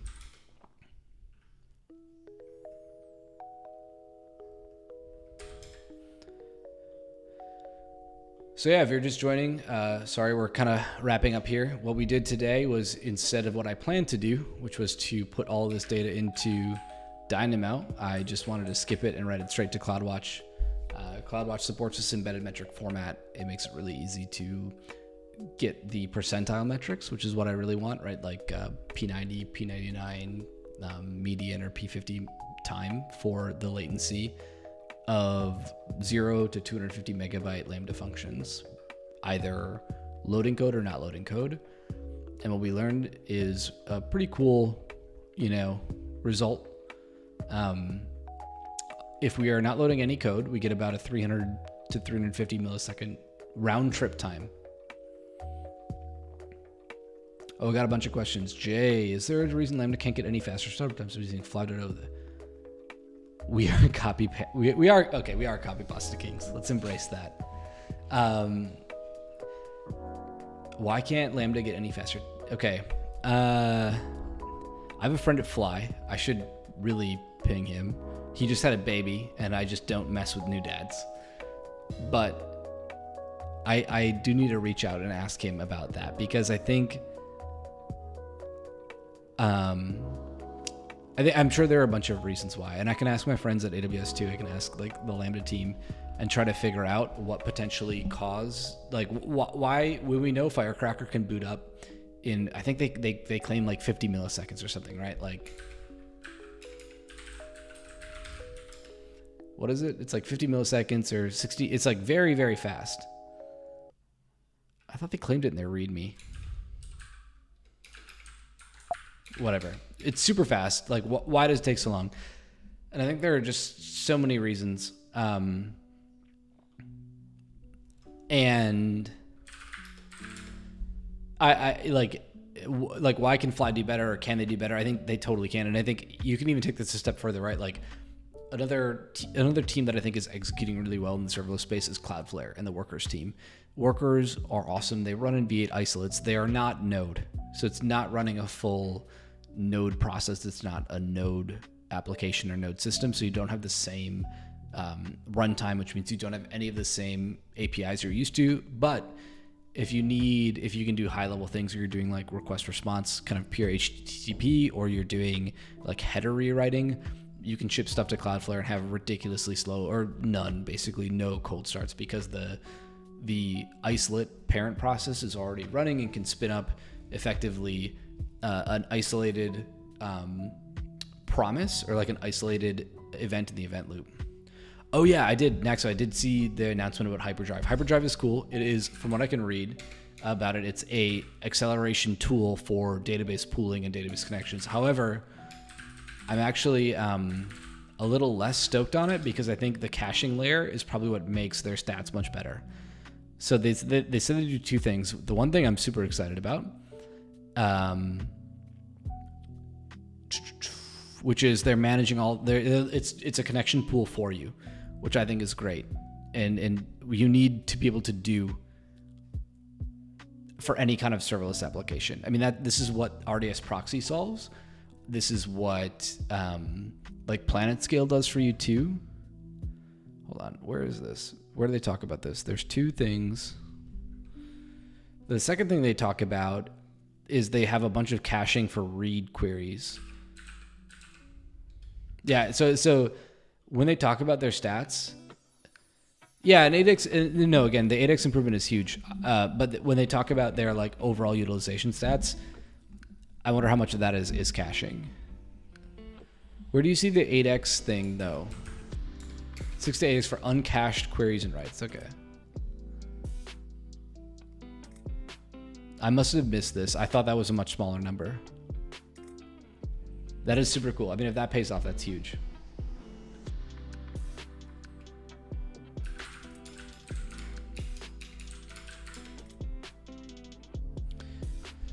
Yeah, a big part of that is our cache, probably KV. I think that's probably true. I can think of a few ways I would do this, and honestly, like Michael Hart, I should see if he wants to stream with me or something, and because there's a dozen questions I want to ask him and see how they solve this or how they approach this, because I can't tell from this blog post. Once I see read query caching, I assume that's a huge part of the performance, because of course it's a massive part of performance improvements is not repeating the entire process, right? Like what are the 3 or 5 rules of performance, right? Like, don't do it. Okay, do it, but do it later. Do it when the user isn't looking. Do it once and save it, right? Those are all, and what's the other one? It's like combine the values of everyone who needs to do the same thing, right? Like a multi-tenant thing. So like, yeah, do it once and save the result. Caching, obviously like a big choice. And of course they're doing something really clever, I'm sure, and really, really sharp to make this work. I'm shocked to see them say 6 to 8x improvement just on uncached writes. But I mean, yeah, connection pooling, right? Like if every database connection needs to be set up, if you're calling that a setup, I don't know. I don't want to. This is one of the reasons I decided to start streaming these benchmarks, because I just want people to see what I'm doing and jump in and tell me I'm wrong if they don't think I'm right, which I'm more than happy to accept. These are pretty simple though. I'm pretty happy with that. But I love, again, mad respect to Cloudflare and the team. I think I have not used Hyperdrive. I hope it's great. I'm sure that it is delivering this in at least a number of use cases that their customers care about, and that's probably what really matters. I mean, it does to me or to anyone else. And they are totally right. This is big. Like, actually, I used to ask this in interviews before I worked at Datadog. Like, if I were to tell you that, like, I have a query that runs in 5 milliseconds, what's the slowest part of making that query from like a Lambda function? And handshakes and TLS are the biggest ones, right? And then auth, okay, fine. Give it, that's what, 2 extra round trips. But still, this is a big one. This is huge. The network kills you. And that's why when we built this little benchmarking tool, we're running entirely in the same AZ. And we're doing that because we're running entirely on AWS's fiber network internally, which is hopefully unencumbered by any other garbage data on the public internet.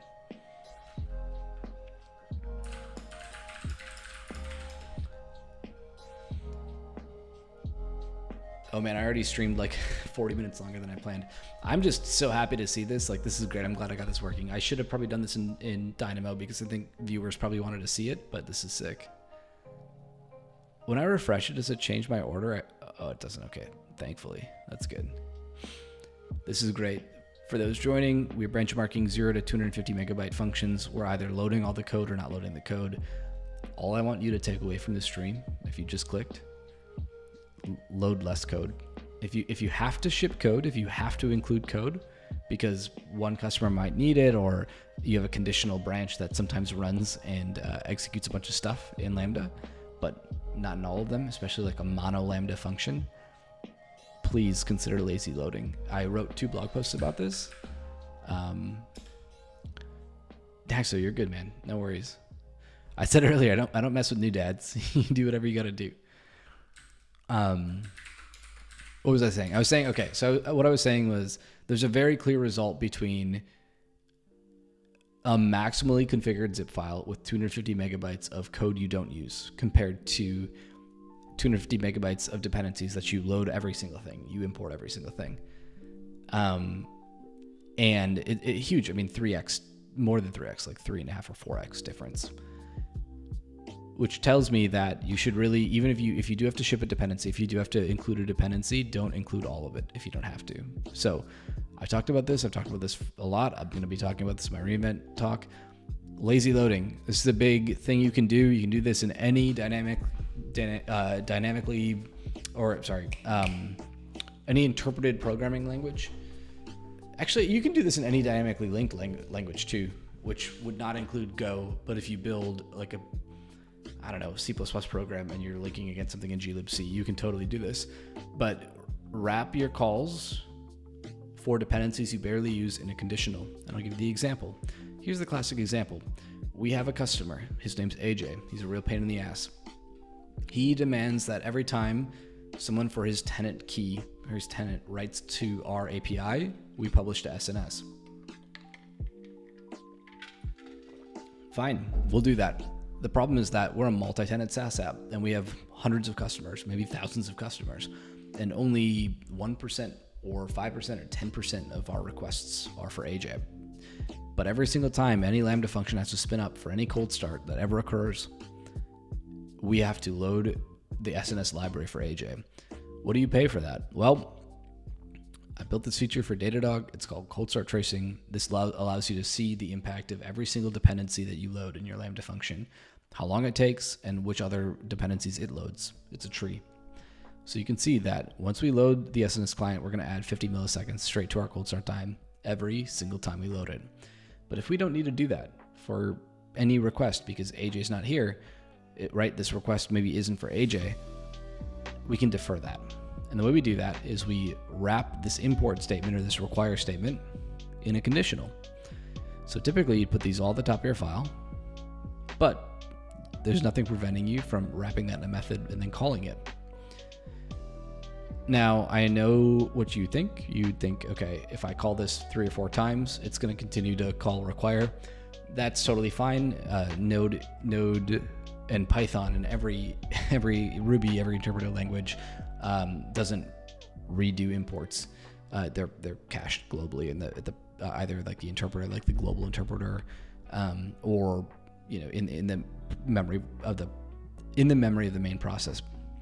So you can call it again, or you can even just put a conditional to see if it's already been loaded. Regardless, the point is you can save a bunch of time. So normally we were seeing 357 milliseconds for Dynamo and 50 milliseconds for Node. So what was that adding? That's the entire handler was loading in 519 milliseconds right here. We should zoom in on that. So 519 milliseconds was the time. However, if we wrap this in this conditional and then we don't need the client, we just saved the 60 milliseconds or 50 milliseconds right here. And then when AJ's call comes in, we can defer that and load that here in the handler. And I know what you're going to say. The span is 80 milliseconds. And that's exactly what I would expect because we get more CPU during initialization than we do during runtime. And in this case, this Lambda function is 1 gigabyte. So AWS has published that 1.7 gigabytes is the magic number to get one full unthrottled virtual CPU all the time. And this is under that. So I'd expect this to be a little bit more. But init is also free. So keep that in mind. Use those free init cycles. And again, if you're just dropping by, hit that follow button. That helps me out. I really appreciate it. And today what we did was we went ahead and benchmarked all of these cold starts of all these various sizes, loading or unloading, and we're pushing it all into CloudWatch. We can probably push the results to Dynamo at some point, but CloudWatch has been a really good tool for us so far. In this case,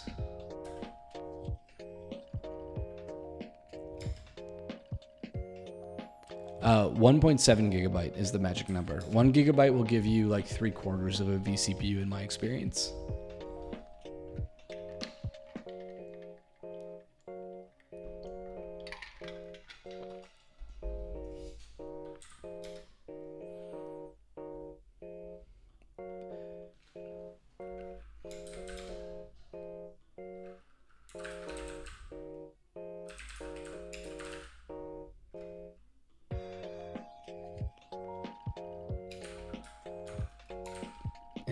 Bcrypt is slow.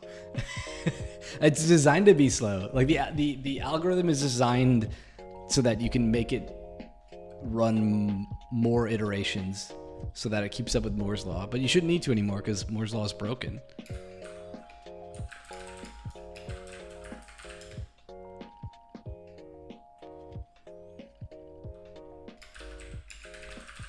All right, let's see this data.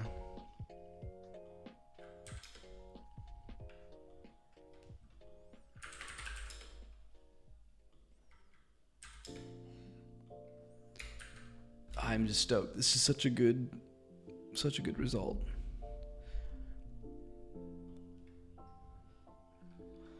Should screenshot this and tweet it.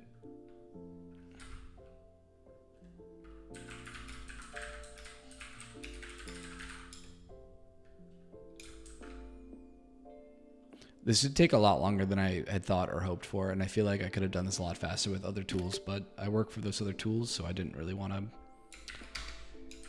feel like I was doing work and plugging in. Sorry, right, but 2 seconds in Lambda compared to 50 to 80 milliseconds on local is not great. Yeah, that's not great, definitely. Well, Bcrypt is single-threaded, though. It's single-threaded, single process.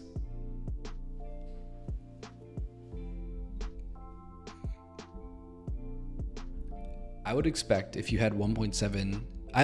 okay, here's what I would expect. Because under 1.7, you're going to get a shared vCPU, right? So you don't have, for any second, you're going to get like that percentage of time for that 1 second, right? So like if you have it at 512 megabytes, or what would it be, like 768 megabytes of RAM, you'd get it for 50% of the time. Or would be, yeah, whatever, 850 meg RAM or something like that, how the math works out. But 2 seconds is a lot. However, I guess what are you tracking? Init duration? Are you tracking duration? Are you tracking like end-to-end time? There's probably a few other variables in there you should check.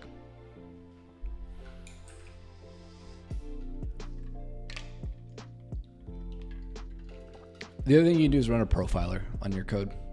If you know, I can offer suggestions. We have one. Depending on the runtime, if it's, I think AWS has Code Guru or Code Guru that runs on Java and Python that you can do as well. And then you can also run any local profiler probably and attach it. It's gonna be just fine. Oh, I should quantify. These are P99 metrics.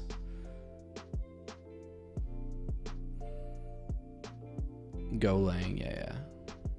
Time.now and time to subtract between Bcrypt. Yeah, okay, so that's a pretty good reason. Go is a really heavy runtime, and it's not optimized for Lambda. Check out TinyGo. See it depending on what dependencies you have. TinyGo might be a lot faster for you. This is great. I'm really happy with this result.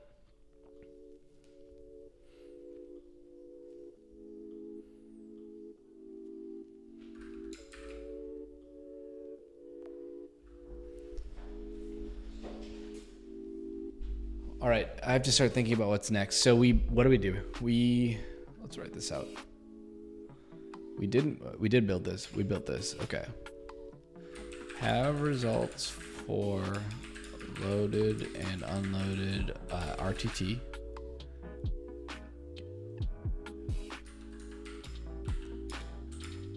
What do we need to do yet? We need to repeat or add container images to test, add bun, test, and then automate and run for, what do we think? Do you think, like, I would say, like, what would be fair if you were to go to a conference and see someone say, hey, here's what I feel represents cold starts for Lambda. Would you say like 25 a day for a week? You know, because there's certainly going to be a temporal shift and like a week or weekend shift, right? There's some amount of skew depending on the day of the week. So I would maybe guess that you can see. That would probably be a big. Oh, sorry, I clicked something. I would maybe guess that you can see a shift depending on the time of day and the time of week. But would 25 a day for a week be fair? Or would we want to do like 2,500?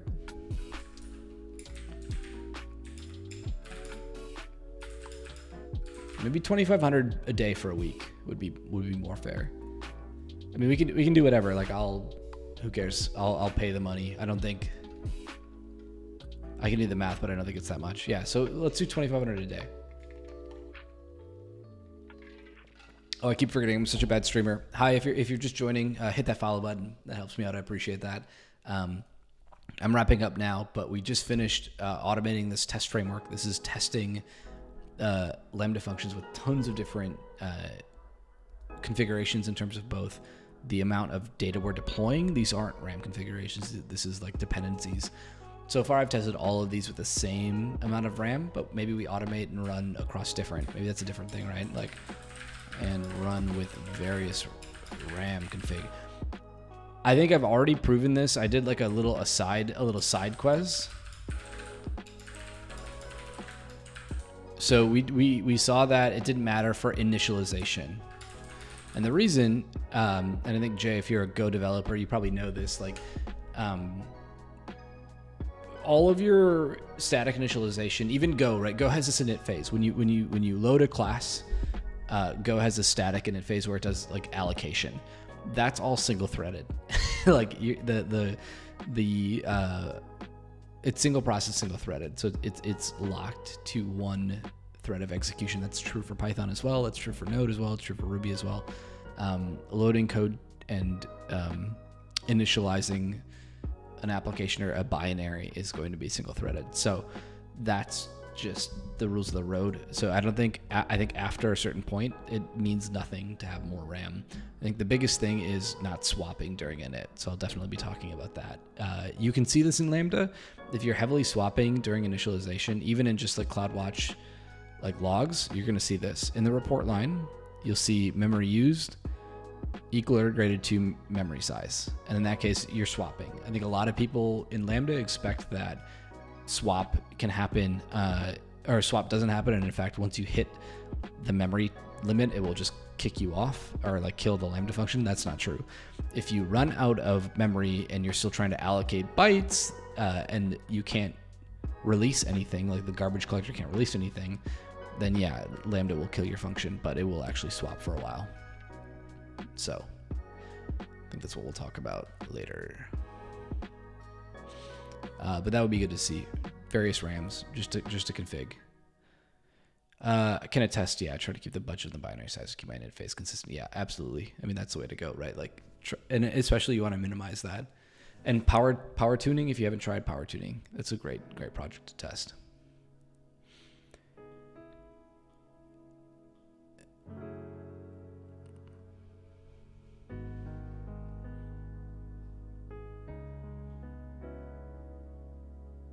Oh yeah, you definitely check out, if you haven't tried power tuning is great. Let's look at this. This will tell you how to kind of find the sweet spot of cost and execution time for your Lambda function, which I think is just a great thing to try out. The problem with this is that it doesn't work forever. You run it once, you deploy it, you execute it, and that's it. You have to kind of just go with that, and that can change depending on your code. Anyway, I am really happy with this result. This is awesome. Exclamation mark reInvent in the chat if you're going to be here and you want, or you're going to be in Las Vegas for reInvent and you want to come in and check out this talk. I'll be talking all about this, and I'll be giving away some of the other secrets behind things like proactive initialization and thawing your cold starts, how to improve this. But really happy we got to this point today. This is a culmination of a lot of effort. Appreciate everyone joining on this Friday night, and I'm going to leave you with Chris Griffin. Thanks, y'all.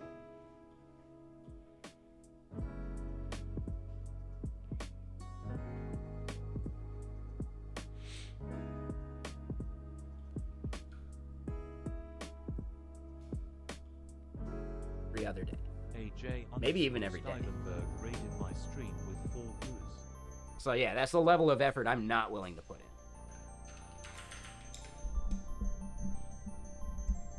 Oh, that's not a bad idea, Bob.